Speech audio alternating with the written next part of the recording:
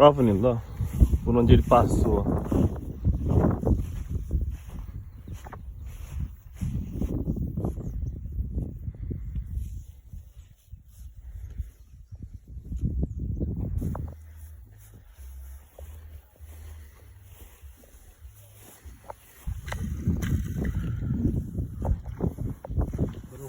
Pronto, tá em casa já.